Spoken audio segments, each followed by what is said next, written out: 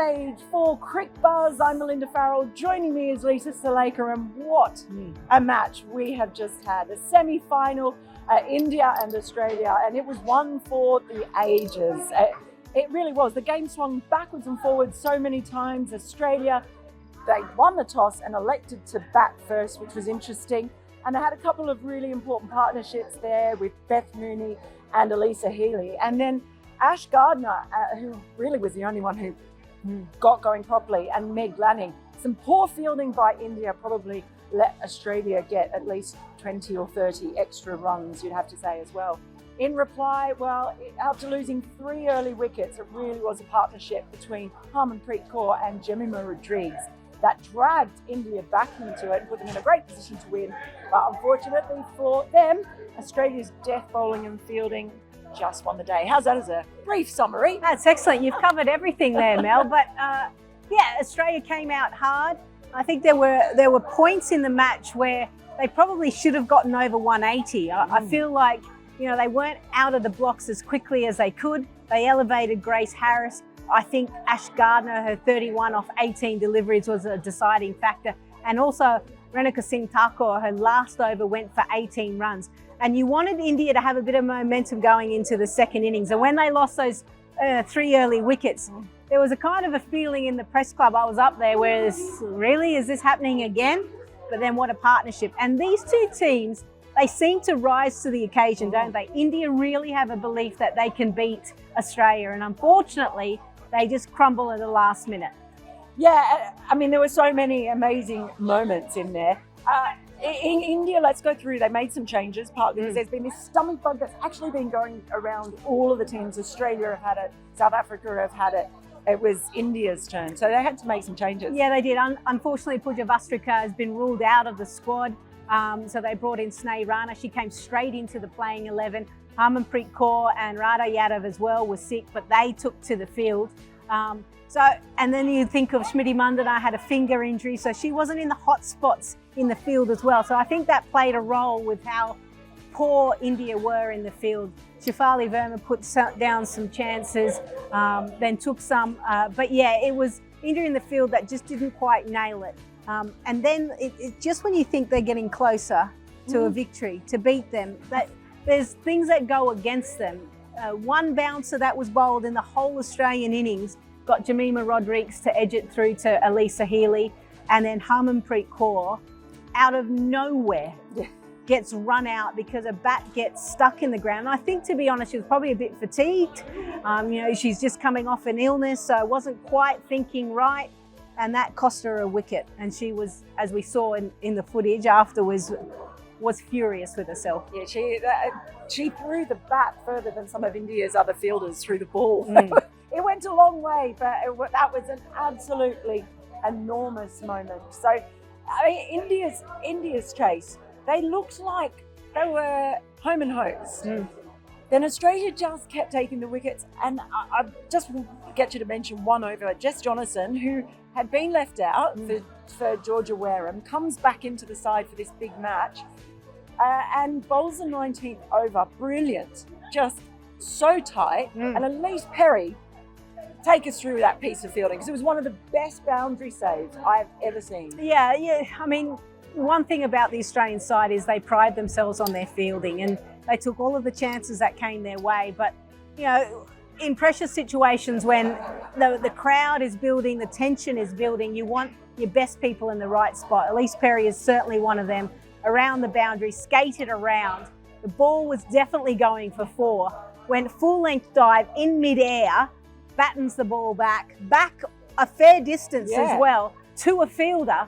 So it's just 2 runs. And that almost just sways the momentum.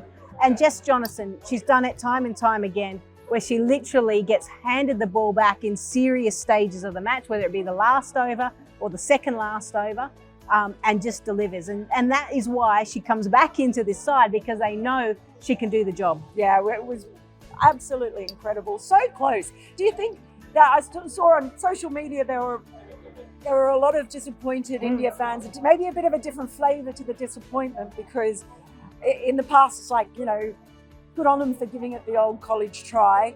I think expectations are much higher now for this India side. Yeah, they are. I mean, you look at what they've been able to achieve over a period of time now, especially in T20 cricket. I mean, the last T20 World Cup, they were in the final against Australia. They made the gold medal match against Australia. They lost it in very similar circumstances, chasing a total that they should have gotten over the line. But in the 15th over, they lost a key wicket and from there just kept sliding down.